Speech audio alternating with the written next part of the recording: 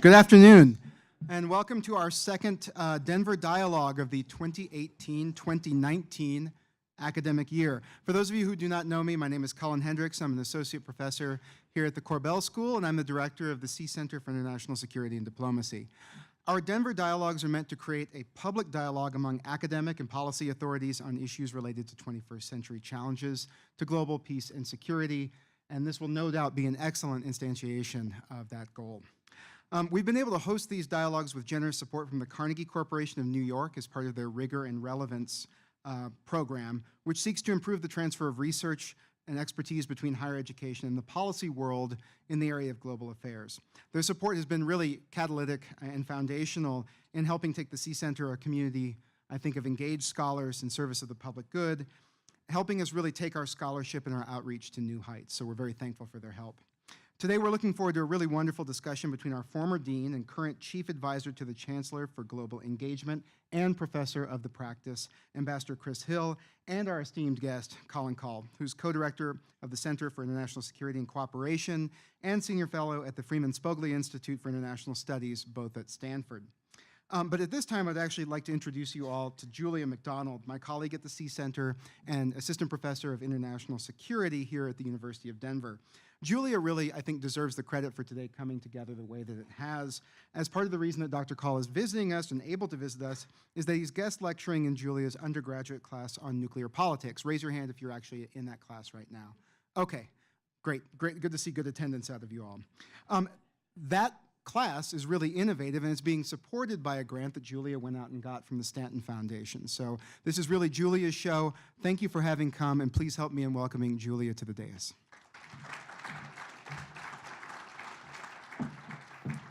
Great. Well, thank you everyone again for being here for what promises to be an extremely interesting and timely Denver Dialogue. It gives me great pleasure to introduce our speakers for today, and special pleasure to introduce Dr. Colin Kahl. As Colin said, he currently serves as co-director of the Center for International Security and Cooperation, as the inaugural Stephen Hazy Senior Fellow at the Freeman Spogli Institute for International Studies, and a professor by courtesy in the Political Science Department, all at Stanford University. He's also a strategic consultant to the Penn Biden Center for Diplomacy and Global Engagement, housed in Washington, D.C. From 2014 to 2017, he was Deputy Assistant to the President and National Security Advisor to the Vice President, where he served as a senior advisor to President Obama and Vice President Biden on all matters relating to U.S. foreign policy and national security affairs. From 2009 to 2011, Dr. Kahl was the Deputy Assistant Secretary of Defense for the Middle East at the Pentagon, and in June 2011, he was awarded the Secretary of Defense Medal for Outstanding Public Service by Secretary Robert Gates. From 2007 to 2017, while not serving in government, Dr. Kahl was an assistant and associate professor in security studies at Georgetown University. And during this time, he was also a senior fellow at the Center for New American Security in Washington, D.C. Prior to this, from 2000 to 2007, he was an assistant professor of political science at the University of Minnesota. Dr. Kahl has published numerous articles on international security and U.S. foreign and defense policy in both academic and policy outlets. And his book entitled State Scarcity and Civil Strife in the Developing World was published by Princeton University Press in 2006. Dr. Kahl's current research projects include a book analyzing American grand strategy in the Middle East in the post-9/11 era, and a second project focusing on the implications of emerging technologies on strategic stability. Now, joining Dr. Kahl in conversation today is the University of Denver's very own Ambassador Christopher Hill, who is currently the Chief Advisor to the Chancellor for Global Engagement and Professor of Practice and Diplomacy here at DU. Prior to this position, he was, of course, Dean of the Korbel School from 2010 through 2017. Ambassador Hill is a former career diplomat and four-time ambassador, whose last post was as ambassador to Iraq from 2009 to 2010. Prior to Iraq, Ambassador Hill served as Assistant Secretary of State for East Asian and Pacific Affairs from 2005 to 2009, during which time he was also head of the US delegation to the six-party talks on the North Korean nuclear issue. Previously, he was the US ambassador to South Korea, Poland, Macedonia, and Special Envoy to Kosovo. He's also served as Special Assistant to the President and a Senior Director on the staff of the National Security Council. Ambassador Hill received the State Department's Distinguished Service Award for his contributions as a member of the U.S. negotiating team in the Bosnian peace settlement, and was a recipient of the Robert S. Fraser Award for Peace Negotiations for his work on the Kosovo crisis. In addition to overseeing the university's global engagement, Ambassador Hill is author of Outpost, Life on the Front Lines of American Diplomacy, is a monthly columnist for Project Syndicate, and a highly sought-after voice in the media on international affairs. Please join me in welcoming our two distinguished speakers today.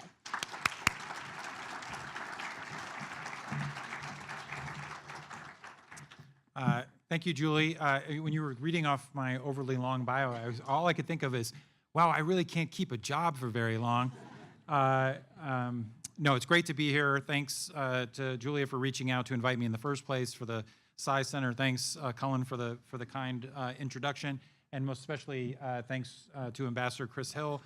Chris and I had or at least I had the good fortune of being able to work alongside Chris during the beginning of the Obama administration when Chris was our ambassador in Baghdad, and I took 16 trips to Iraq over the course of the 3 years I served at the Pentagon, and I think probably a dozen of them were while you were ambassador, and it was a real pleasure to work with you then, and it's great to see you today. And thanks to all of you for coming out. So today I want to discuss what I think is one of the most consequential foreign policy decisions of the Trump administration to date, and there have been a lot of them, and that was the president's decision in May to withdraw from the Joint Comprehensive Plan of Action, the JCPOA, better known as the Iran deal, the Iran nuclear deal, that the Obama administration reached in 2015, not only with Iran, but with the so-called P5+1, that is the other members of the UN Security Council. The plus one is Germany, and then you also get another plus one, which was the European Union. So it was a multilateral agreement that Trump decided to exit in May of this year.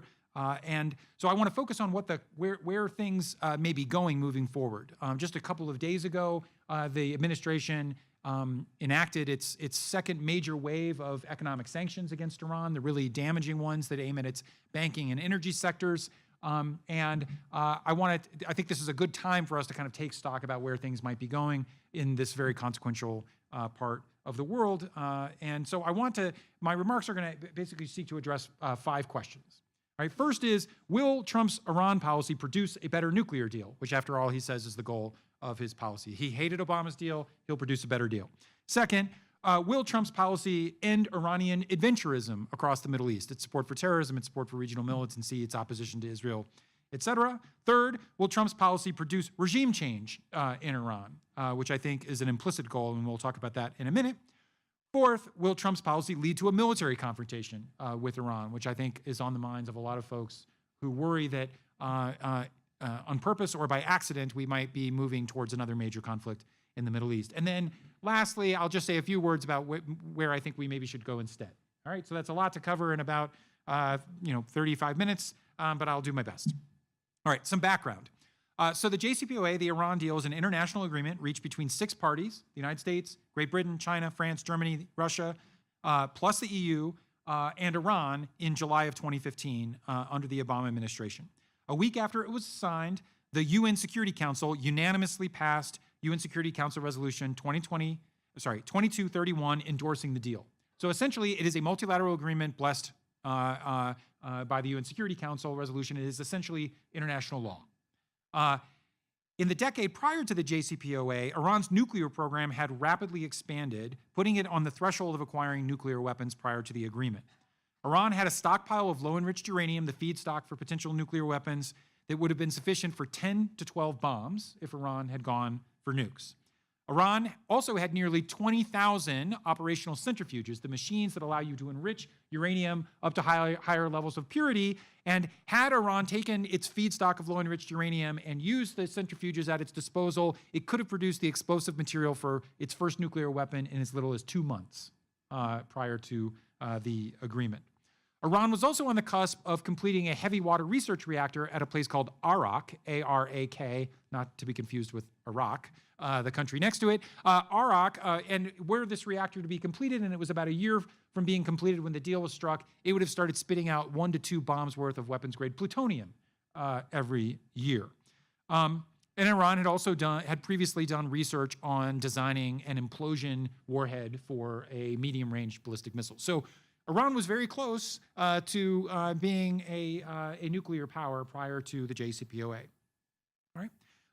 The 2015 agreement aimed to put constraints around Iran's civilian nuclear program to limit their ability to militarize and weaponize that program.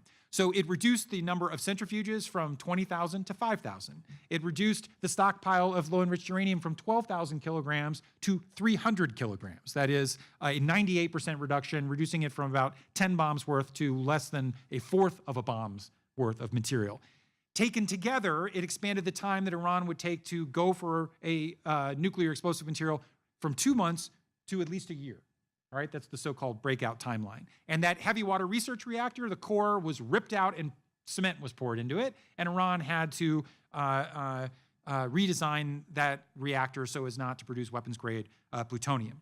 The restrictions on Iran's enrichment program lasted for the first 10 and 15 years of the deal, so through 2025 and 2030, after which Iran would be able to expand its civilian enrichment capability.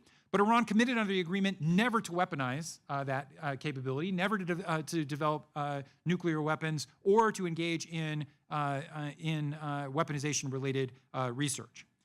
Iran also submitted to 24/7 physical and remote surveillance by the IAEA, the International Atomic Energy Agency, the UN watchdog that oversees the Nuclear Nonproliferation Treaty, 24/7 coverage of all of its declared nuclear facilities, and a procedure to get access to undeclared facilities where illicit activities were suspected of going on. And that commitment was forever.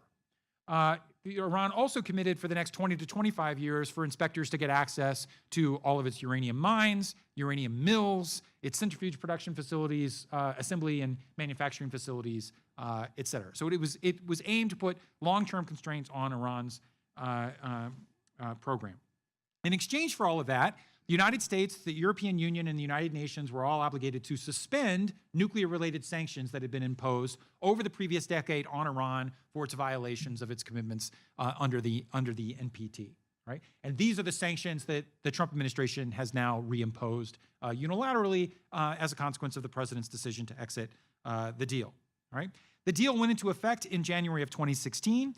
It was widely heralded at the time by arms control professionals as one of the most detailed, stringent, and verifiable non-proliferation agreements ever negotiated. Just to give you an example, and I will let you do the comparison yourself, Donald Trump went to Singapore to meet with Kim Jong-un. There was a lot of fanfare around that summit. It produced an agreement that was 400 words long. It took about a page and a half with really big font and a super big signature. The JCPOA is 156 pages long, and it's the most detailed non-proliferation agreement of its kind ever negotiated. Just saying. All right, so it didn't matter. Trump hated the deal. He described it during the presidential campaign as the worst deal ever. Now, there was a lot of competition for that, because NAFTA was also the worst deal ever, and the Trans-Pacific Partnership was the worst deal ever. He doesn't like Chorus, the agreement with South Korea either, and he didn't like the climate accord, but he really hated the Iran agreement and threatened to withdraw from it. Substantively, Trump and his administration has advanced essentially 3 lines of critique against the agreement. One, that while it put constraints on Iran's nuclear program, those constraints were not permanent.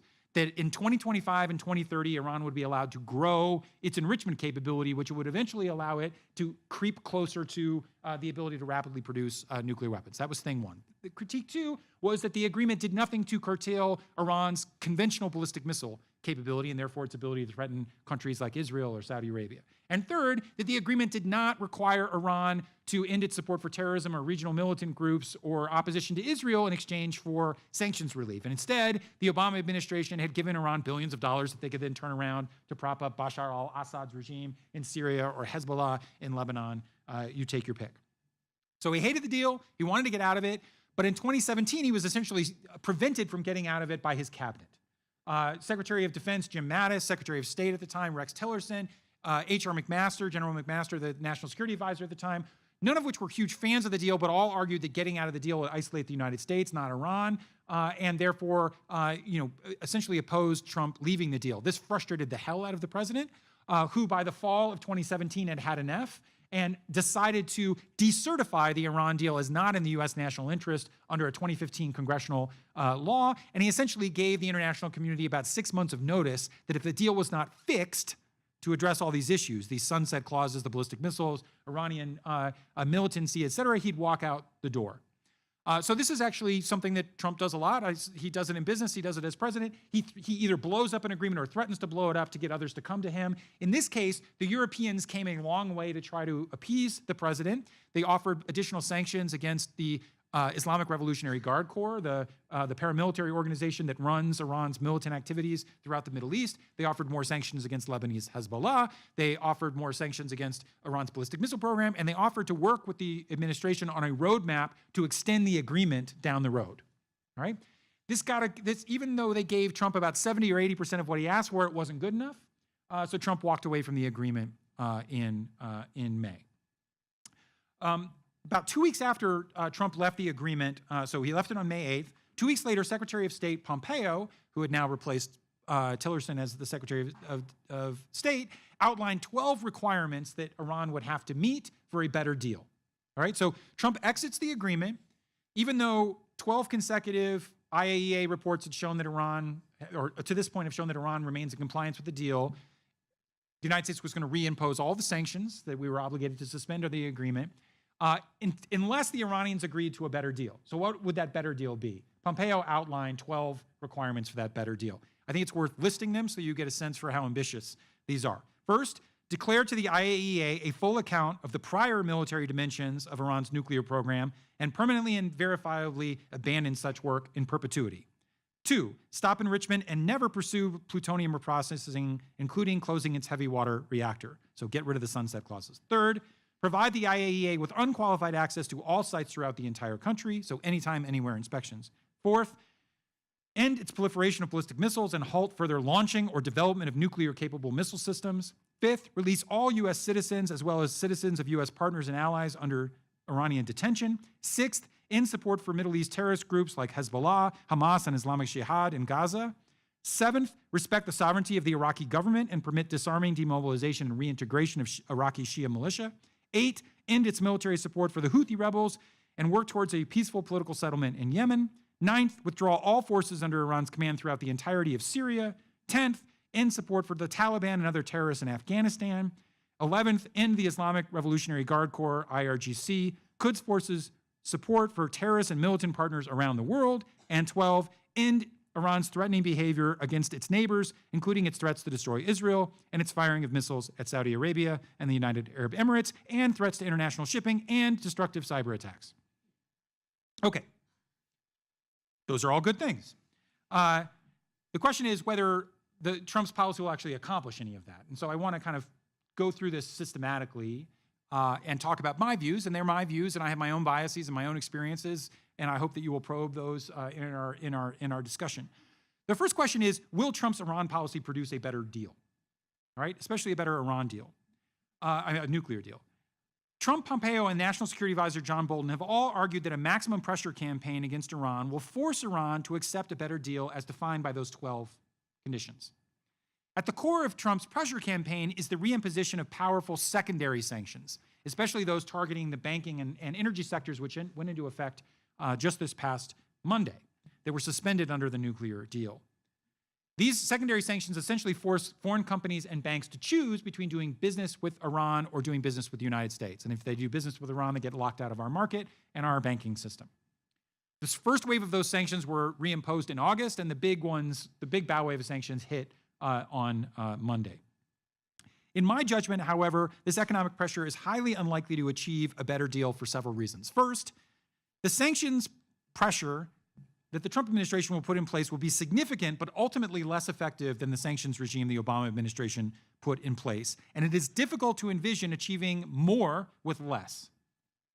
During the Obama years, America's policy towards Iran enjoyed widespread international support. 6 separate UN Security Council resolutions between 2016 and 2010 backed U.S. sanctions, and the vast majority of countries, including every other relevant global power, supported U.S. diplomatic efforts. Not so today. With the exception of 4 countries in the Middle East, Israel, Saudi Arabia, the United Arab Emirates, and Bahrain, and a handful of other states, nearly every other country in the international community opposes what Trump is doing, to include every other major power in the world. they see this as the United States unilaterally violating an agreement that Iran continues to comply with, and an agreement that's blessed under international law by the UN Security Council. All right? So they see this as the height of U.S. unilateralism and trying to impose our preferences on the rest of the world through coercion. As a result, countries, including a lot of our closest allies, have taken steps to try to circumvent U.S. sanctions. The European Union, for example, has passed a blocking statute that literally makes it illegal for their companies to comply with U.S. sanctions. Now, the reality is most of those companies are going to comply anyway because they'd rather suffer the EU penalties for not complying with their law than get locked out of the U.S. financial system. But I think symbolically this is indicative of the opposition from the European Union. However, as these European companies have exited Iran, I'm talking about countries like Total and Peugeot and Maersk and Volvo and others, companies from China and Russia have been happy to fill the void. And so big companies like Rosneft and Gazprom in Russia, for example, are promising major investments to fill the Europeans leaving. Whether or not Iran's economy comes under pressure will probably not be determined by any one company doing one thing. It's really whether the sanctions end up having a catastrophic effect on Iran's oil exports. Iran is prior to the reimposition of sanctions. Iran was exporting 2.5, 2.7 million barrels a day. This makes up about 80% of the revenue that goes to the government of Iran. So really, it's whether the sanctions will prevent countries from buying Iranian oil. And the Trump administration has basically said their goal is to drive Iranian oil exports to zero. Okay, at the height of U.S. sanctions under Obama, those exports were cut in half. But they're not satisfied with cutting in half. They want to drive it to zero. How likely is this to happen? Not very likely. So the European Union, one thing they've done in the blocking statute, not terribly effective, but they are meanwhile working on something called a special purpose vehicle, which is the details of which have not been announced, but essentially is a complicated barter and credit system that would allow European companies, Chinese companies, Russian companies, Indian companies, and other international companies that want to trade with Iran to include in oil a mechanism to do so that doesn't transact in dollars and therefore is not as vulnerable to U.S. sanctions. Now, Treasury officials here in the United States are skeptical that such a thing will be stood up, but I think it's an indication of the lengths to which our closest allies in the world are trying to circumvent American foreign policy and working alongside the Russians, the Chinese, and other powers to do it. All right? The second thing is the biggest consumers of Iranian oil are the Chinese and India, and they continue to buy Iranian oil. In fact, the Chinese in particular, while they're likely to reduce oil purchases somewhat from Iran, are in no mood to play ball with Donald Trump, given that Trump has also launched a major trade war with Beijing. And so it is highly unlikely that China and India and other major oil customers in Asia are going to zero out their purchases of Iranian oil. Meanwhile, the price of oil is going up, which means Iran doesn't have to sell as much oil to make just as much money. All right? The realization that they're not going to get to zero exports is probably indicated by the fact that Pompeo announced on Monday, when they announced the new sanctions, that they were waiving penalties against China, India, Japan, South Korea, Turkey, Taiwan, and a couple of other jurisdictions to give them 6 more months to reduce their oil purchases. So I do not think you're going to get anywhere near driving Iran's oil to zero, and the price increase will allow Iran to recoup some of the revenue even as their exports go down. Why does any of that matter? Does it mean that the Iranian economy is not going to get hammered by these sanctions? It does not. The Iranian economy is going to get hammered by these sanctions. But the pressure will be less than it was before you got the Iran deal. The sanctions will be patchier. The sanctions will be leakier. And riddle me this, Batman. How do you get 200% of the current agreement with less than 100% of the previous leverage? It defies the laws of diplomatic physics to believe you will get more with less. All right? So will they get a better deal? No, in my estimation. The other reason why they won't get a better deal is that the Iranians are unlikely to capitulate. Think about it this way. This is a regime that has invested hundreds of billions of dollars and an enormous amount of regime legitimacy in defending Iran's nuclear rights. It's why the Obama administration made the judgment that they weren't going to capitulate to zero nuclear capacity forever. It's also why the Europeans came to the same judgment and why the rest of the world thought that Iran would not zero out their program. And even though at the height of Obama's sanctions, we did about $200 billion of damage to the Iranian economy, and the economy there is about $500 billion. So $200 billion is a lot of money. consider this historical comparison. During the Iran-Iraq War, Iran suffered $600 billion of economic damage across those 8 years and almost 1 million casualties, dead and wounded, and it still took them 8 years to settle for a tie. So the notion that this regime is going to capitulate in the face of these threats, I think, is not realistic. I don't know any genuine Iran expert on planet Earth that thinks that they are going to capitulate. So I think their most likely strategy is simply going to try to wait the Trump administration out. They'll try to muddle through, exploit the divisions the Trump administration has opened up between us and Europe, exploit the fact that Russia and China are moving closer to Iran, and try to muddle through over the next 2 years and see what happens. All right, so that's the first question. Will they get a better deal? I don't think so, for all the reasons that I mentioned. Okay, the second question: will Trump's policy end Iranian adventurism and militancy across the Middle East? Clearly, this is a goal. The Trump administration hopes that sanctions will starve the regime of cash to support terrorism and regional militancy and create powerful political incentives for the regime to change course. This sounds good. I would love the regime to change course as well, but the one problem is that there's no reason to believe it'll actually work for a number of reasons. First, Iranian adventurism is just not very expensive. So Iran is likely to be able to continue its destabilizing activities regardless of sanctions. In 2017, Iran's total defense and security budget was around $16 billion. That was about the same budget, a little less than Israel's. Israel has 7 million people, Iran has 80 million people. It was less than 1/4 of Saudi Arabia's budget, which was close to $80 billion. It's probably less than the United Arab Emirates budget, although they don't publish their budget. So Iran does not have a lot of money in its military. It's not a military juggernaut from a monetary perspective. Moreover, the IRGC, which is the subset of Iran's security forces that do all this stuff, their total budget every year is about $7 or $8 billion. Now, they also get additional revenue from sectors of the economy they support, and we don't know exactly how much that is. And then a subset of that goes to the Quds Force, the elite covert action wing that actually carries out this stuff. So whatever the numbers are, we're talking about in the single digits of billions of dollars for Iran to do everything that they want to do across the region. In fact, the Trump administration has basically said that Iran provides Lebanese Hezbollah with about $700 million a year, and that total Iran has spent about $16 billion since 2012 supporting Syria, doing their activities in Iraq, doing their activities in Lebanon, Yemen, et cetera. So that works out to a few $1 billion a year.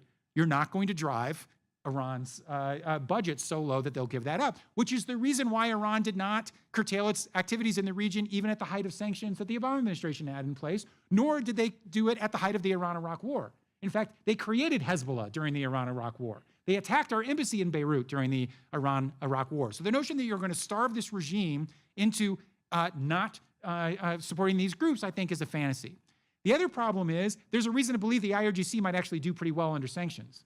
The IRGC dominates the black market in various sectors of the Iranian economy oriented around smuggling and sanctions busting, which means even as average Iranian people suffer from the sanctions, the Islamic Revolutionary Guard Corps might actually make money.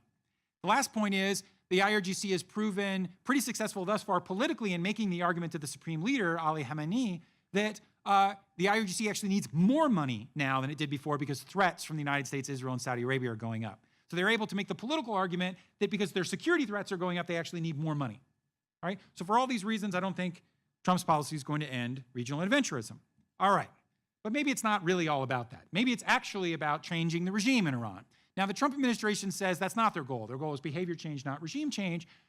Of course, a bunch of folks who work in the Trump administration, the National Security Advisor most notably, but also Pompeo, in their own capacity have repeatedly called for regime change. And I think there is reason to believe that their core strategy is essentially to bankrupt the Iranian regime, to collapse the economy and see it overthrown, right? To generate a kind of Arab Spring-like event inside of Iran. And it's interesting, Pompeo wrote an article in Foreign Affairs a couple of weeks ago where he essentially said our strategy toward Iran is like Reagan's strategy against the Soviet Union, which bankrupted the Soviet regime and drove it into oblivion, which I think was a little bit of a sign that they're hoping to do the same, despite protestations that they're not actually seeking regime change. Will it work? Well, on the one hand, it could. Iran's economy is in terrible shape. Even before the sanctions were in place, the value of Iran's currency has plummeted by about 70% this year. Inflation hovers around 30%. Unemployment is in the double digits. Their economy will certainly get worse as a result of sanctions. I think the IMF estimates that that growth will contract about 1.5% this year and 3.6% next year. Moreover, for the last year, there's been a lot of popular displeasure, protests, and strikes all across Iran, protesting high prices, regime mismanagement, corruption, water scarcity, a lot of these issues, and a lot of these problems are going to get worse as a consequence of sanctions. So maybe, just maybe, the damage from sanctions will bring millions of people into the streets to overthrow the regime. But there are a couple of reasons to believe this probably won't happen. For one thing, is even if the sanctions generate a crisis, they are unlikely to cause the regime to collapse. There's no evidence that the economy is on the verge of collapse. There's no evidence that the regime is on the verge of collapse. The opposition is incredibly diffused, it is leaderless, and the regime has an extraordinarily powerful apparatus of coercion at its disposal to go after folks who come after the regime. And there are reasons to believe that the sanctions might actually strengthen some of those organizations like the IRGC for reasons I just said. The other thing is that these protests started before the sanctions when all the Iranian people could do is blame the regime for the economic problems. Now they can blame the regime and Donald Trump for their economic problems, which gives the regime some ability to rally the flag and divert attention away from the regime's own problems. The last thing I should point out is, let's imagine the Trump administration is successful in triggering regime change. I think they should be careful what they ask for. There is no doubt that this regime in Iran has been a thorn in our side for 40 years, and it's odious. I will not shed a tear when it disappears. But if the lessons of the Arab Spring tell us anything, it's that sometimes revolutions like this don't work out so well. For one thing, the last time the United States supported regime change in Iran in 1953, when we supported a coup against a democratically elected prime minister in Iran, we are still living with the anti-Americanism from that effort at regime change. For another thing, as we saw in Egypt, sometimes you get revolutions and it's replaced by an even worse military autocracy. In Iran, the group that's best positioned to take over if the current regime falls is actually the IRGC. Or maybe you get a Libya or Syria type scenario or Yemen type of scenario in which an uprising leads to anarchy. Except in this case, it would be in a country with 80 million people at the crossroads of Europe and Asia with one of the most important actors in the global oil economy with hundreds of thousands of military trained men and the most capable paramilitary forces in the world. Raise your hand if you'd like to see a civil war in that country and you think that would serve American interests in the Middle East. I was the only one who raised their hand, for the record. Okay. Will Trump's policy invite a military confrontation? It might. And administration officials are actually pretty sensitive to this possibility, which is why in that article in Foreign Affairs that I mentioned from Pompeo, he goes to great lengths to basically say Donald Trump doesn't want a war, he doesn't want a war, he doesn't want a war. He doesn't want a war with Iran. Now, he's going to make military threats against Iran, so you better not restart your nuclear program, and you better not attack our forces in the region, because then we'll come after you, but we don't want a war. All right? So it's this kind of military deterrent messages, but we don't want to fight. I believe, actually, that Donald Trump doesn't want a war. But I believe there are circumstances in which he might find himself in a military confrontation with Iran anyway. Two scenarios. One is that, paradoxically, the more the sanctions work, the more likely it is that we're going to have a military confrontation. The reason for that is, if history is a guide, the way that Iran seeks to get counter leverage is to build their nuclear program. So as sanctions escalated from 2006 through the Iran deal, Iran's nuclear program didn't go down. It went from 200 centrifuges to 20,000 centrifuges. The way Iran generates counter leverage is to build their nuclear program. If it becomes too painful, they will start to creep out of their obligations under the JCPOA. And if they do that, then we will be back into the talk of an Israeli strike or an American strike, the same types of conversations that we had when you were in Iraq and we were worried that Israeli planes were going to fly over your embassy on the way to the Natanz facility and you were going to get rocketed in response. I mean, you were already getting rocketed, but rocketed even more than you were. So that's one scenario. Another scenario, which I think is actually much more likely, is just as tensions increase between the United States and Iran, something bad could happen. Keep in mind that U.S. forces are in close proximity to Iranian forces or Iranian proxies everywhere. We have 2,000 forces in spitting distance with Iranian forces in Syria. We have 5,000 troops surrounded by 100,000 Shia militia in Iraq, 20,000 of those guys are wholly owned subsidiaries of the IRGC. We have forces in Saudi Arabia and in the Persian Gulf and policing the Strait of Hormuz and the Bab el-Mandab Strait. And all of these forces are in close proximity to Iran. And in years past, Iran has reminded us that they can hurt us by having their proxies blow up an embassy or rocket an embassy. And in fact, despite the administration's threats that Iran, if you do anything to us, there will be hell to pay, in September, for the first time in years, Iranian proxies in Iraq rocketed our embassy in Baghdad and our consulate in Basra. And what was the Trump administration's reaction? They closed our consulate in Basra and pulled all the diplomats out, something we never did. All right? So what happens if some of those rockets actually kill Americans? What happens if American service members die in Syria? A couple of weeks ago, the Iranians launched a bunch of ballistic missiles against ISIS targets along the border in Syria that landed within 3 miles of American Special Operations Forces. Right? Raise your hand if you believe that the Trump administration could be politically constrained from escalating in a world where the Iranians draw American blood, even by accident. All right? That's what I worry about. All right, so what should we do instead? Briefly, I think the Trump administration should re-enter the JCPOA. I think Trump should basically run a version of the play he's run on NAFTA and on Chorus and these other things, which is to blow it up and then go back to it with like a cherry on top. All right? If I were advising them, declare victory. Go back to the Europeans saying, what would you give us if we went back into the JCPOA? The Europeans would probably give him everything that they were willing to give him 6 months ago. He could then declare victory, just like NAFTA 2.0 is just really NAFTA with a little bit of the Trans-Pacific Partnership sprinkled on top. He could declare victory and go back to the JCPOA. And the benefit of doing that was that it would bring the Europeans back to our side in our ability to cooperate with them to push back against Iran's other behavior. So thing one is that. Thing two is that they should actually have a diplomatic strategy for addressing the conflicts in the Middle East that actually give Iran opportunities to spread. Iran does not expand because they're a military juggernaut or have a ton of money. They expand because the Middle East is full of opportunities.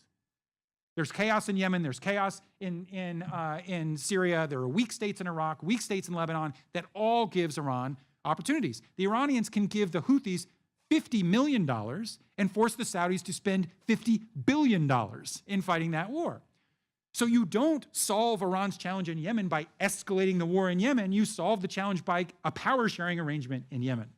So that means playing tough with our allies like the Saudis and the Emiratis, conditioning our military assistance with them on reaching an end to the war in Yemen. It means in Syria, using what little leverage we have left, or the presence of our troops, our ability to marshal reconstruction assistance, the diplomatic ability we have to serve as an honest broker between sides, to try to get to an agreement that reduces Iran's presence while not zeroing it out. It means playing the long game in places like Iraq and Lebanon of institution building and partner building that doesn't force these countries to make choices they will not make, which is to completely break from Iran, but competes with them over the long term for influence. In other words, this is a dirty word, but it requires a degree of strategic patience. There is a way forward along these lines. I do not think Donald Trump will do any of these things, by the way. So I think we're basically in the point about whether the next 2 years or the next 6 years are characterized by a kind of messy muddling through or escalating tensions, potentially with a military confrontation, neither of which is a great outcome, I think, for U.S. national security interests. So on that happy note, I'm going to sit down now and happy to talk to Chris. And you.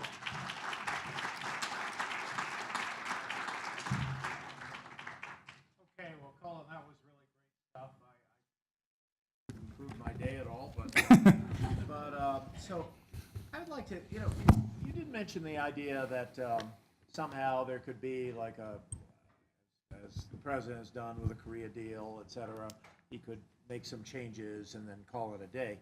Yet one certainly gets the sense that with respect to Iran, it's a much deeper-seated antipathy to the agreement than, say, to the Chorus agreement with South Korea.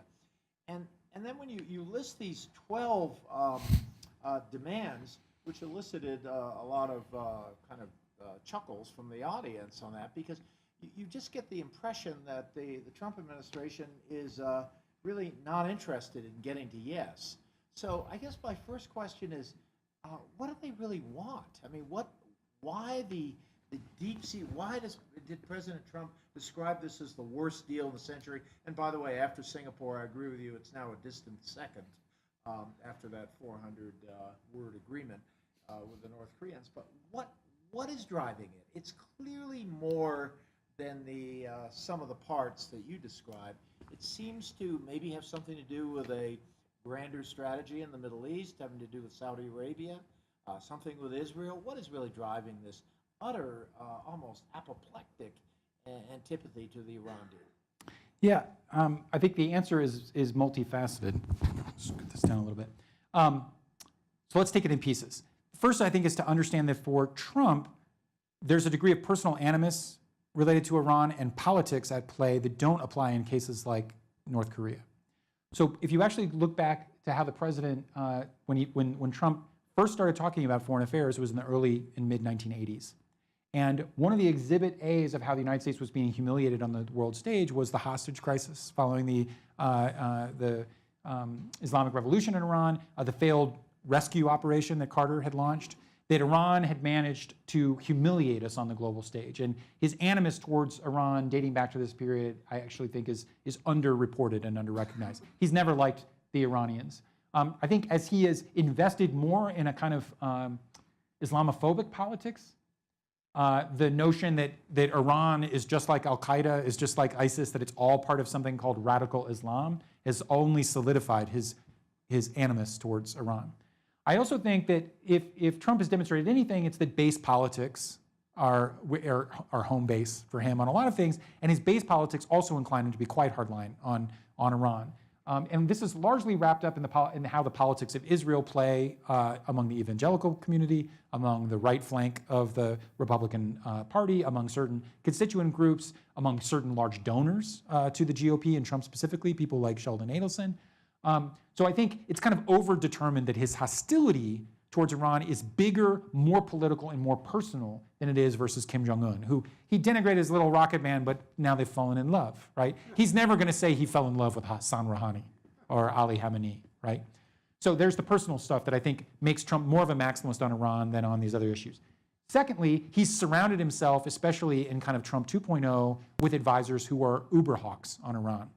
Pompeo and John Bolton in particular, who have both been longtime proponents of military strikes against Iran's nuclear program and of regime change in Iran, not to mention people like Rudy Giuliani, who every other day is appearing in Paris at some rally by the MEK to overthrow the Iranian regime. Do you want to explain the MEK? Sorry, the MEK is the Mujahideen al-Khalq, which is this kind of bizarre, quasi-feminist, Marxist Iranian opposition group, which was expelled from Iran after the revolution, hid out in Iraq for a long time, somehow became a protectorate of the United States inside Iraq, a thorn in your side when you were an ambassador. Yeah. Their political leadership, their political umbrella organization is in Paris, and they have somehow convinced a lot of actually quite connected American former politicians, former generals, et cetera, that they are like the moderate democratic opposition in Iran when they're basically just a crazy cult. The regime is also a crazy cult, right? But I wouldn't want to replace one crazy cult with the next, and there are other actual democratic reformers. I wouldn't describe the MEK as part of them, but nevertheless, John Bolton and Rudy Giuliani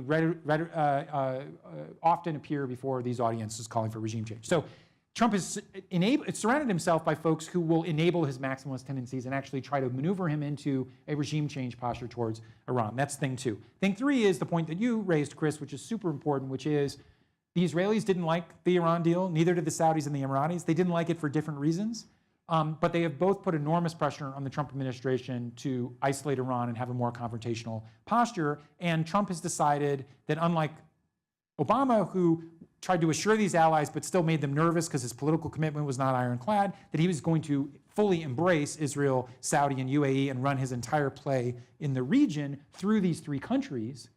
That I think he's also geopolitically hemmed in. So I actually think that it's difficult to imagine Trump believing that he could do a version of NAFTA 2.0 or Chorus 2.0 in the Iran case, because I don't think his personal, political, or geopolitical circumstances would make it as viable.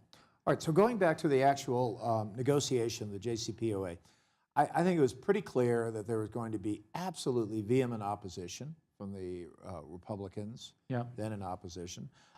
Israel was clearly opposed to it. I mean, Netanyahu even, Prime Minister Netanyahu even came to the States and addressed the joint session of Congress against the JCPOA. So was there some thought at the time of the negotiations to say, you know, we can come back with this piece of paper, and but people are going to say, what about all the regional stuff? And this seems to be the main issue with the Israelis, you know, getting shelled by Hezbollah in southern Lebanon. So was there some thought maybe we should address the regional issues? After all, Syria was going on, Iran and Saudi Arabia on different sides of this. Was there some thought, well, maybe we should say our Secretary of State is going to sit down with their University of Denver educated foreign minister, Javad Zarif, Western educated, and sit down and try to address some of these regional issues. So at least there could have been a message from the Obama administration saying, you bet, we've addressed these. They've agreed to X, Y, and Z. Yeah, it's a great question. And so first of all, I mean, the Israelis and the Saudis were not kept out of the loop, you know, in this whole, Wendy Sherman, who was one of our lead negotiators on the JCPOA, she was kind of the day-to-day lead negotiator with John Kerry coming in over the top. Like every single time she met with the P5+1 or the Iranians, she got on a plane and went to Jerusalem and met with the Israelis. And the Saudis and the Emiratis were also kept in the loop. The challenge was, I don't think that there was no Venn diagram that overlapped where you had a set of things that Israel, Saudi, and the Emirates would accept that Iran would accept. So the Israelis, the Saudis, and the Emiratis worry about Iran's bid for regional hegemony. And so they expect Iran to simply fall back everywhere, to leave Syria, to leave Yemen, to do nothing in Bahrain, to do nothing in Iraq, and to just go home. Iran was never going to do that.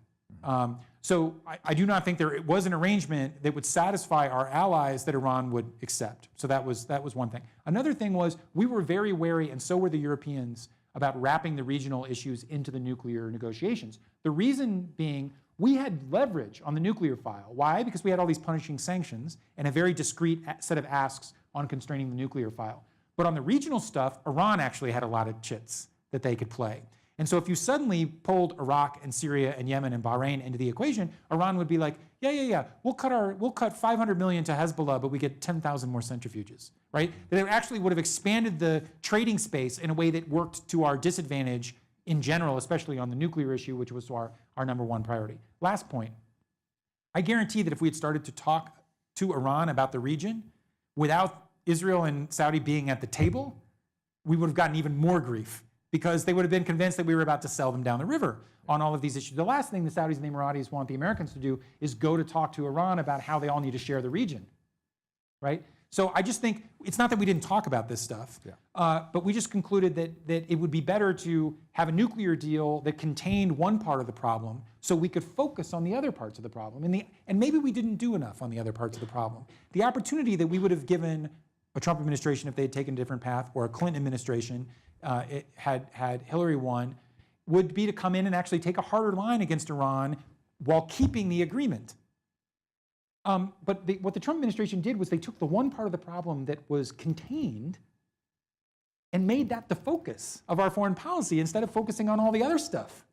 And that strikes me as not the brightest of moves, and I think it belies the sense that this is really about something else. This is really about driving this regime that has been a thorn in our side for 40 years into the sea, and that there's a major section of the Republican Party and neoconservatives in particular who have wanted regime change in Iran for forever and now see an opportunity to get what they've long desired.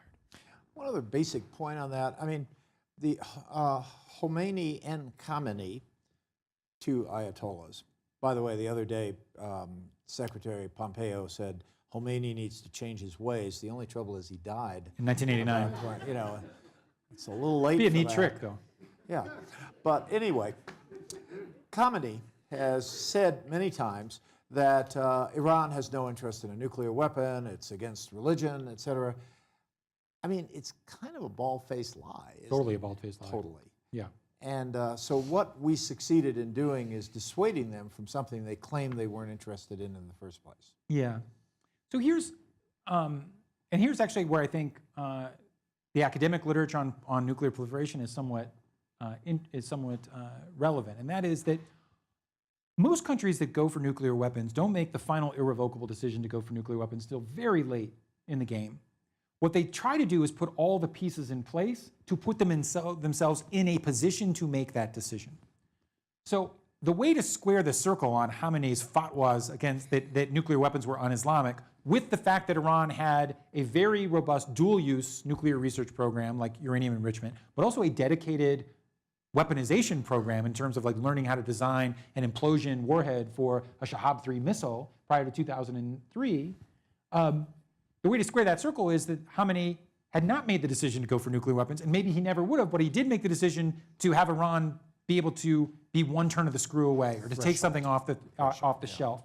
And I actually believe that one of the reasons why the Rouhanis and Zarifs, you mentioned Javad Zarif, president of Iran is Hassan Rouhani, and he and Zarif are allies. They'd actually been nuclear negotiators together during the George W. Bush administration, during previous talks with Iran. One of the reasons why I think they were willing to accept restrictions on Iran's enrichment capability is that they believe that once Iran mastered the fuel cycle, they essentially had a latent nuclear weapons capability that served as a deterrent, such that if anybody ever attacked Iran, they would know that on the back end of that attack, Iran could reconstitute its program and go for nuclear weapons. So I think the Iranians have definitely been interested, by the way, since the Shah's time, in accumulating all the capabilities necessary for nuclear weapons. But I never saw any information, nor have the Israelis presented, that they had made the final irrevocable decision to do so. What the JCPOA does is not take it on faith that the Iranians are good actors, but actually says, you have the next 15 years to prove that your program is solely peaceful. If it's not, then we're going to put pressure on you again to expand the constraints. But oh, by the way, we're also going to put the most intrusive inspections on you that have ever been negotiated with a nuclear power. So if you try to cheat, because we don't trust you, we'll catch you. And Jim Mattis, the Secretary of Defense, when asked in front of Congress last year what he thought about the JCPOA, he said, look, it's not an agreement built on trust. It's actually an agreement built on the notion that Iran will cheat, and it's got the most impressive verification procedures he'd ever seen. That was off message from the Trump administration, obviously. But I think it's indicative of what we were trying to achieve. By the way, not to invoke North Korean exceptionalism, but they said from the get-go that they want a bomb. So they did it. All right, so before we go to questions, and I think we're going to have microphones somewhere. Okay. Just one other point. I mean, you go through these various scenarios, and one scenario I would like to ask you about is there a chance that Iran, given these the reimposition of these sanctions, and by the way, this rather in-your-face reimposition of sanctions against European countries, should those countries pursue trade with Iran. So I guess the fundamental question is there a danger that Iran will go back to being try to be a threshold nuclear country? Yeah, so I think there is a danger, and this is the paradox I pointed out, that paradoxically, the more effect the sanctions have, the more likely Iran will be to start breaking out of their nuclear obligations for two reasons. One, because historically they've tried to create counter leverage by building up their infrastructure, but two, because the politics will become increasingly difficult for those who are arguing for restraint to defend at home in Iran. So now, all of that said, I do not anticipate that Iran will suddenly say, we're out of the agreement, tear it up, and go full bore towards reconstituting the program. What I anticipate is that they would creep out. So they have a 300 kilogram limit for the next 15 years on low enriched uranium. Well, 1 month, suddenly they have 350 kilograms or 400 kilograms.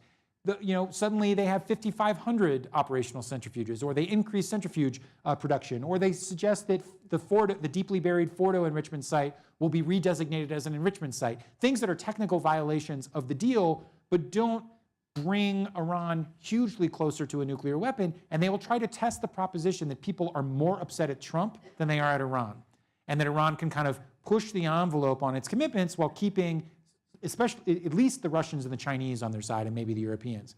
So I don't think they've made that decision yet. I think all else being equal, they're going to try to make do over the next 2 years, but they could. And if that happens, I will tell you, when I was at the Pentagon as the Deputy Assistant Secretary of Defense from 2009 through the end of 2011, a big part of my job was working with Chris and others on the Iraq portfolio, but the other big part of my job was planning for a war with Iran.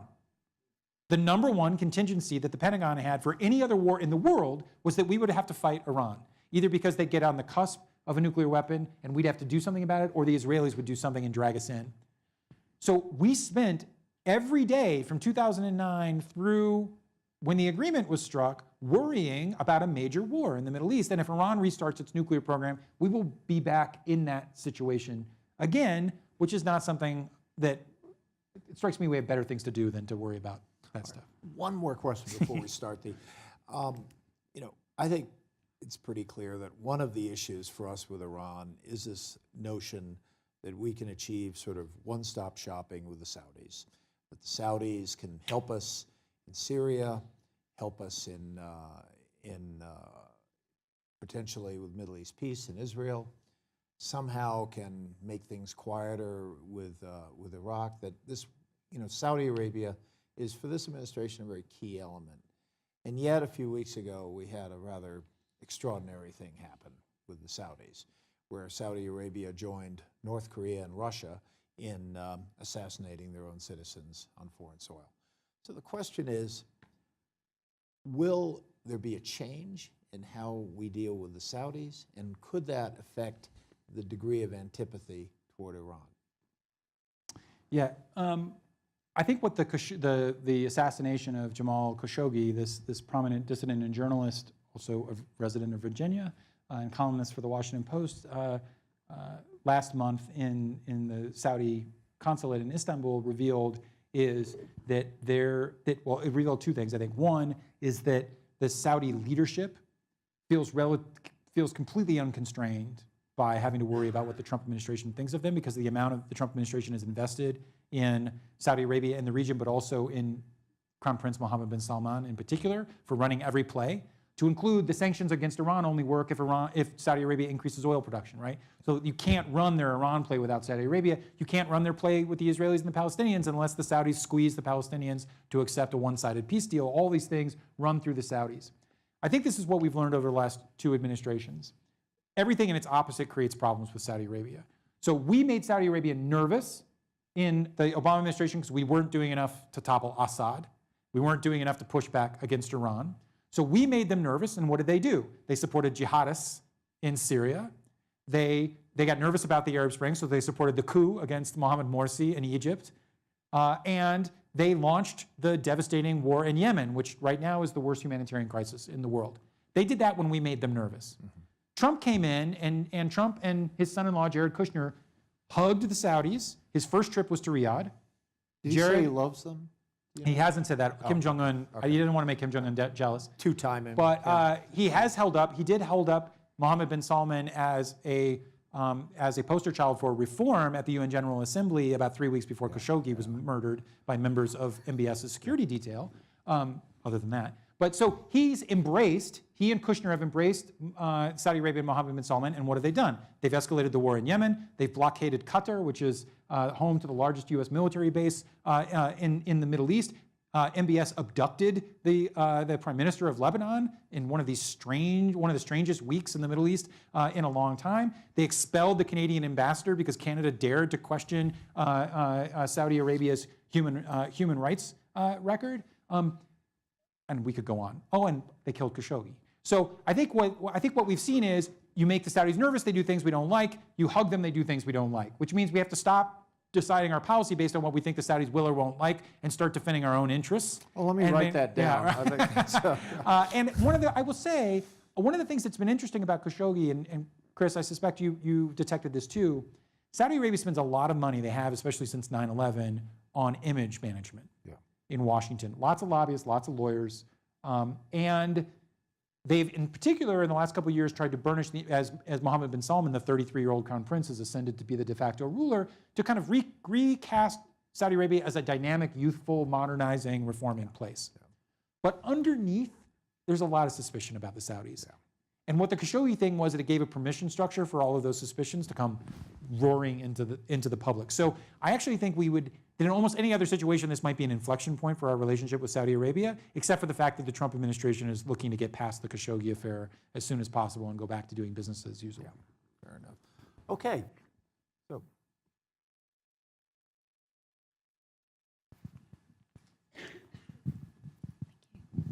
First of all, thanks for coming and speaking with us. It was very, I'd say, thorough in its analysis. I'm an alum of Corbell and worked on the Middle East.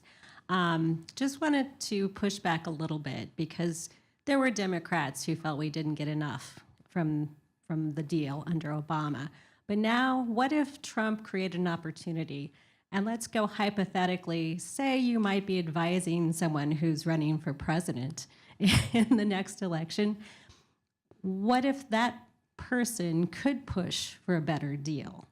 What would you recommend to them? I mean, you've gone over a few of them, but if you had to cherry pick, because you could also put some pressure on Trump as well doing that, what would you do? What would you tell him? Yeah, I mean, the first thing I would say is there is no doubt that the deal is imperfect.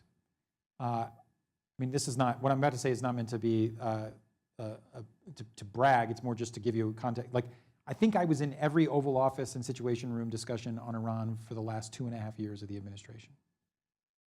And down the home stretch of negotiations, I wasn't part of the team, but we were on the video conference with the team almost every day. And so we pushed for as much as we thought we could get. And there was no part of the analytic community in the US government, State Department, diplomats, our intelligence professionals, who believed that the Iranians were going to capitulate. Now, could we have gotten 5% more than what we got? Maybe 10%? Maybe. Could we have gotten 50 or 100% more? I just don't think so. I don't think that, there was no evidence of it. Maybe, maybe not.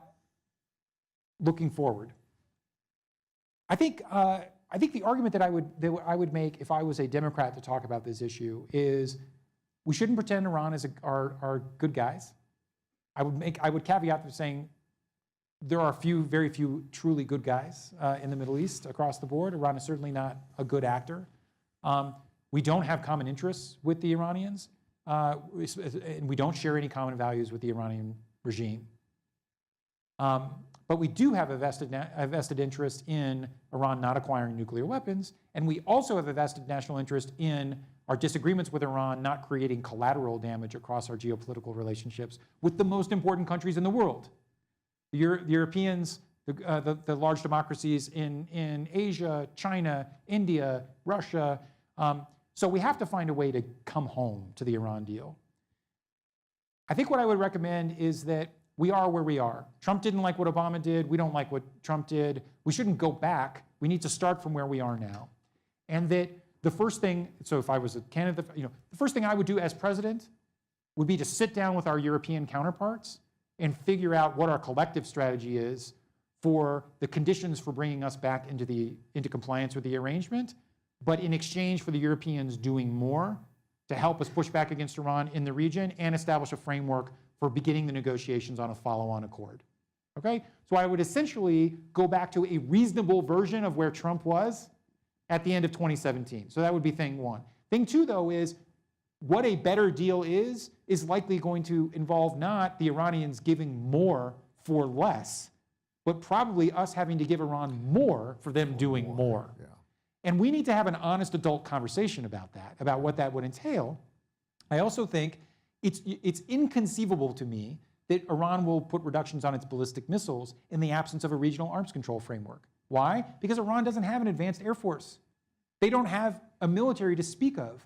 So if Israel attacks them, or Saudi Arabia or the Emirates attack them with the most advanced air forces in the world, other than the United States, their only ability to retaliate is with ballistic missiles. I'm not trying to be Iran's lawyer, but you can see how from Iran's perspective, they're like, we're not giving these things up, right?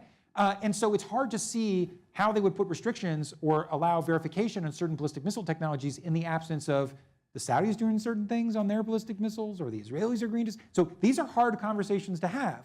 More for more frameworks, regional arms control architectures, and it will require brave and courageous diplomats who also seek to establish some degree of balance and position the United States tilted towards our traditional allies in the region, but not giving them such a blank check that they drag us into all their stuff, which is essentially where I think we find ourselves. I think anyone today. involved in these negotiations, I mean, ideally you want 100% of what you want, and you give the other side 0% of what they want. The trouble is you're not negotiating with air. I mean, you're negotiating with another side, and so you often come out with, you hope, more than 50% of what you want, but it's a tough slog. Ultimately, the question is, if you're a diplomat negotiating this, you got people back in Washington who really want to fit you with a helmet cam so they can actually do the negotiations for you. That's always a little painful. But ultimately, you and the people back in the Situation Room or the Oval Office have to decide, are we going to be able to sell this thing?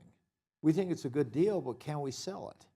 And I guess the concern about the Iran deal, I mean, there were these precursor negotiations that Bill Burns was doing, which was to try to get at some of the regional issues. I mean, they ultimately didn't tie up to the nuclear issue, but you know, at some point you have to say, are we going to be able to sell this? And if not, you've got to make that clear to the Iranians that, you know, I see your point, but we're not going to be able to sell that back there. So it's painful. It's very painful. But I tell you, it's a lot less painful for people back here to say, well, what's wrong with that negotiator? Why didn't he get more? Well, you know, that's easy for someone to say, but you know, you try it sometime. It's not a lot of fun. So do we have another? Yeah. Colin, I'm going to leave it up to you to find. I can barely see through the Colorado sunshine over there. Yeah. Thank you very much for your talk. And this is going to be, I am going to apologize beforehand because this is going to be a long question. I appreciate. Well, the question could be long. Just don't make a speech. I'll do my best. All right. I appreciate the fact that you talked about the regional issue, and I understand your reasoning and your explanation for it. And I appreciate the fact that you spoke about the trust aspect of the deal, because the narrative constantly around the deal or the sanctions was that Iranians are killing their own people, they're violating their own people's rights, so we cannot trust them with their enemies' lives, so to speak. But I think the thing that is missing from what you were talking about is the human rights aspect of Iran and the fact, excuse me, and the violations that Iran committed inside its own country. It was completely missing out from the deal, despite the fact that prior to the deals, as the sanctions started, a lot of civic societies, a lot of Iranian diaspora, human rights organizations all over the world said, seize this opportunity to discuss human rights violations, especially because it's not unusual for a deal to have a human rights clause. I mean, they've done it with Bahrain, they've done it with Myanmar, although all of them have backlash at this point. But I think the perspective of the Iranian people is completely missing from this, that a lot of Iranians, despite the fact that they were happy the sanctions were lifted, thought that that legitimized a government that was violating their rights. Why do you think human rights were never on the table when they discussed this? Yeah, first of all, the question wasn't that long. So you did a good job of setting it up. I was expecting you to still be talking 10 minutes ago from now. A couple of things. Yeah. So a couple of things. First of all, there is no question that the Iranian regime's human rights record is atrocious. Now, I don't want to engage in whataboutism. It's also the case that a lot of our closest allies in the region have human rights records which approach the atrocious levels of Iran. But that's not to excuse what the Iranians are doing. It's just to point that, as I tell my students, American foreign policy is the constant management of hypocrisy. So Iran is a bad actor towards its people. A lot of the countries in the region are bad actors. What do we do about it, and why didn't we include it in the Iran deal? A couple of things. First is, I think historically the United States has, done arms control agreements with our enemies, not our friends, and a lot of these enemies have been quite odious regimes, to include the Soviet Union, which killed tens of millions of its own people in the most grotesque and terrible ways, not to mention all of the stuff they did around the world. And I think under the assumption that as bad as these regimes are, it would be worse if they also had large nuclear arsenals that risked nuclear war or a military confrontation. And my view is, as odious as Iran's regime would be, the regime would be profoundly worse in the event that it had nuclear weapons, which they would perceive as a permanent hedge against regime change, to include by its own people. I'll give you an example. So Pakistan has dozens of nuclear weapons. How many of you would support a revolution in Pakistan? An Iran with nuclear weapons is not an Iran where you're likely to have a lot of vocal support for a mass uprising, because people would say, like, yeah, the regime's terrible, but oh my God, imagine if they lost all those nuclear weapons. So as bad as the regime was, both for historical reasons and particular reasons, and as it relates to our national interests, we needed to lock down the nuclear issue. The second thing is, and this is just a problem, is that if you're sitting, understandably, if you're sitting in Tehran, any talk about human rights is essentially the United States talking about regime change, especially given history. You have to do X, Y, and Z on human rights, or we will not have a deal, which is the regime interpreting that we're calling for regime change. Now, maybe that's not the right interpretation, but from their perspective, It is. And the entire reason why they're hedging in their nuclear capabilities is because of their concern for regime change. We just didn't think they would accept any conditions on human rights as a condition for that. They would fear the consequences of being seen as buckling on human rights as a bigger threat to their leadership than suffering more economic sanctions. Now, by the way, maybe we were wrong, right?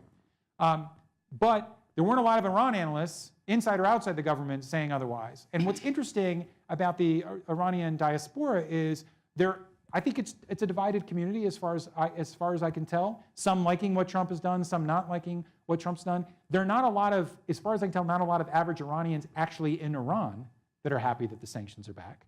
They don't like their government either, but they don't like what the United States is doing either.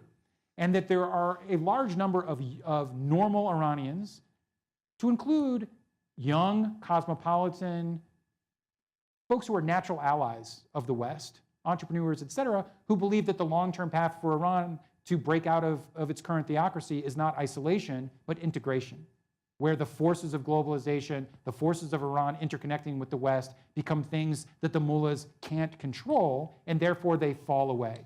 And that's the opposite of sanctions. I'm not saying they're right or wrong. I'm not saying the diaspora is right or wrong, but there's not a singular view even within the Iranian community about whether sanctions are a net positive or not for human rights. The last point I would make is history is littered with examples of sanctions being terrible for the human rights records of the targets. There are a handful of exceptions to that, like sanctions against apartheid in South Africa, but in most cases, at least political scientists will tell you that the statistics show sanctions are correlated with human rights abuses, not changes in human rights behavior. I would agree with that, but I just want to mention in the North Korea talks, there was also a lot of people who say, well, why aren't you talking human rights? And I do believe our country represents not just political security deals, but also values. And what I told the North Koreans many times is that as we move forward, if we get to the point where we're talking about rebuilding or creating, I should say, a bilateral relationship, we would expect to open up a human rights dialogue.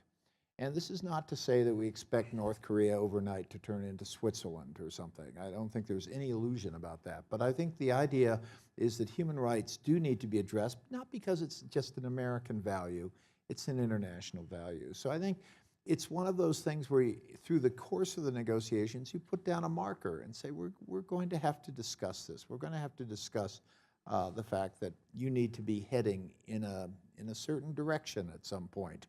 And to show a sort of willingness to work with them on timing, but also, and I think this was true in the JCPOA as well as in the North Korean negotiations.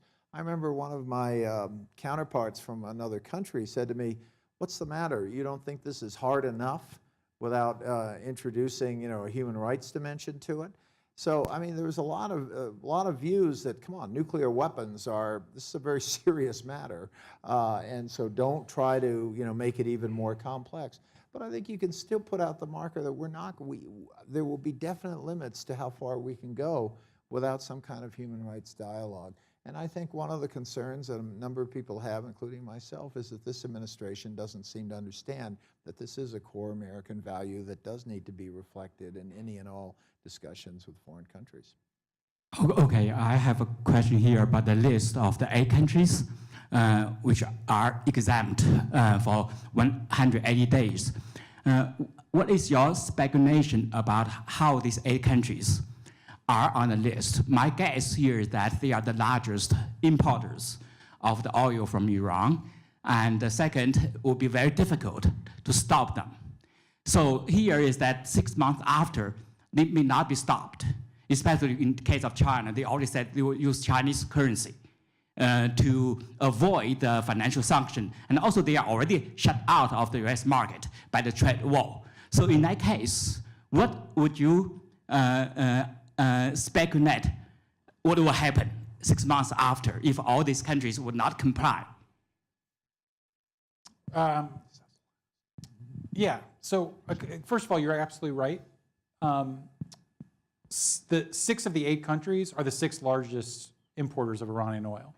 China, India, Turkey, South Korea, Japan, and Taiwan are the 6 biggest importers of Iranian oil. So I think the waivers were a pragmatic recognition by the Trump administration they're not going to get close to driving these countries down to zero, especially China and India, and probably Turkey. My guess is these countries, maybe an asterisk on China, will try to do the de minimis over the next 180 days to keep the waiver going. But I really don't think, look, I mean, if China continues to buy oil from Iran, Iran's going to sell a heck of a lot of oil. So I think the Trump administration's in a real bind because they could try to sanction a bunch of Chinese companies over and above the trade war they're already fighting with China. But it's also the case that a lot of China's smaller refineries which import this oil aren't connected to the U.S. banking system. So it's not even clear they're all that vulnerable. Could be created. We'll have to see how the special purpose vehicle works to shield certain international companies engaging in trade, how the Iranians succeed in smuggling certain things. The Russians are talking about basically taking a bunch of Iranian oil, rebranding it as Russian oil and then selling it. Yeah. So my guess is Iran's oil, which was, I think, about 2.7 million barrels and is now down to like 1.9 or 1.7. I'm not an oil economist. Maybe it goes down to 1.5 million. But if oil prices, which a year ago were $50 a barrel and today are $80 a barrel, continue to creep up, it's not clear to me that Iran's going to lose a heck of a lot of money from that. They'll lose some, but not a heck of a lot, which brings me to the last point, which is a real constraint for Trump is the price of gas.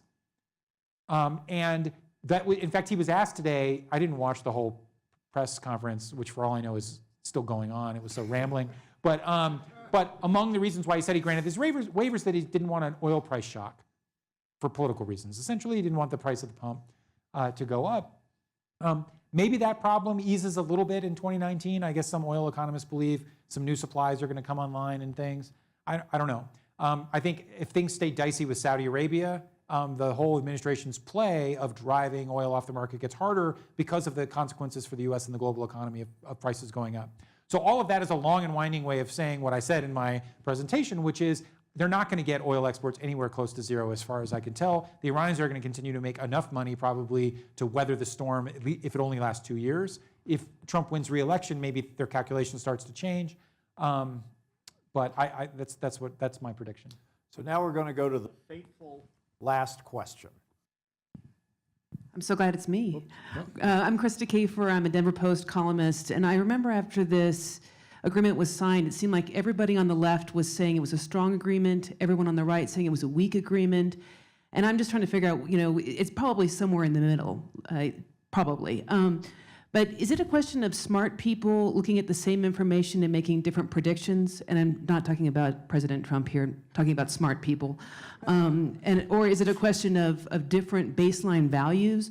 Or is it a question of just raw politics? Had this been signed under George W. Bush, would the left be saying it was weak and the right saying it was strong? So some of it's raw politics. I mean, I think almost the entire Republican caucus in the House and Senate came out against the Iran deal before we had delivered the text to Congress, right? So they hadn't read it. Some of it's raw politics. I think, there are circumstances in which Trump does things that the Democrats oppose that in other contexts you could see them not opposing, right? That wanting to get nicer to Russia is something, suddenly the Democratic Party is very hawkish on Russia, and the Republican Party, which its bread and butter has been kind of anti-Russia, anti-Soviet, has flipped on that issue as well. So part of it's politics.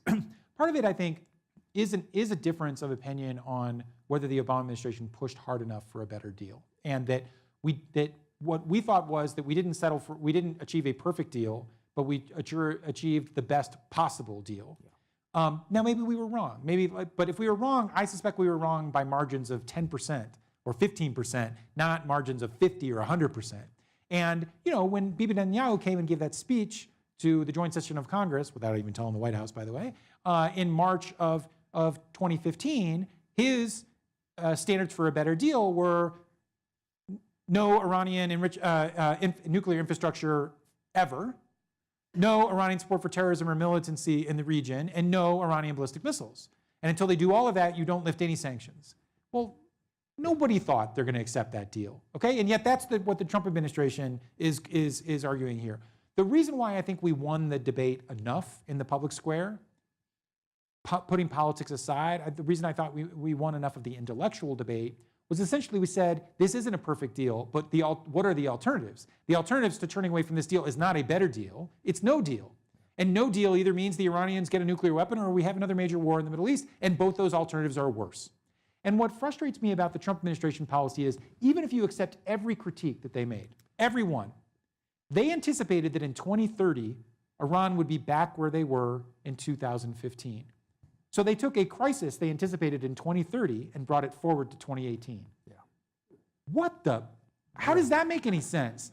In a world where in 2030, Iran had 15 years to show that their peaceful intent and failed, the United States would have been able to go to the world and build the case to put more pressure on Iran to extend the constraints. We would have had a crisis with the world at our back. Trump decided to bring that crisis forward, right, by 12 years with no international support. How is that the art of the better deal? It's malpractice. It makes no sense. And yet here we are. So I'm sure we made lots of mistakes. But I will tell you this, and this will more be just, the 2.5 years I worked at the White House, we got the Iran deal, we got the Paris Climate Accord, the Trans-Pacific Partnership, the largest trade deal in a generation, the normalization with Cuba, which remade our diplomatic relations in the entire hemisphere. We also stopped the Ebola epidemic from killing 1 million people, and we mobilized 70 countries to go defeat ISIS. That's not an America leaning back. That's an America leading in the world. And maybe you disagreed substantively with a bunch of those things. But it's not because we weren't trying to lead the world and bring the rest of the world with us as we solve problems that you need lots of countries to solve. Not a single one of those problems could we have solved by ourselves. You have to bring others with us. And what I worry about is that we have this moment where we have such a hyper-unilateralist transactional policy that actually treats our allies as adversaries and our adversaries as loved ones, that we just don't have the horses for courses. We don't have the countries at our back to solve the problems we have. And Iran is a poster child for that. So we shouldn't return to the Iran deal because the Iran deal is perfect. We should return to the Iran deal because the Iran deal is imperfect. But we will only fix it if other countries are with us. And maybe the administration will realize that. I'm doubtful. Well, on that happy note, that's... Yeah, I was going to say, unfortunately, that brings us to the end of our time here today. I'm sure you'll all agree that this has been a fascinating discussion, not only on the Iran deal, but a number of regional political issues that are going to be a great challenge to the United States and the US government for a number of years to come. So I'd like you to join me in thanking our special guest, Dr. Colin Carl, and also our own Ambassador, Christopher Hill.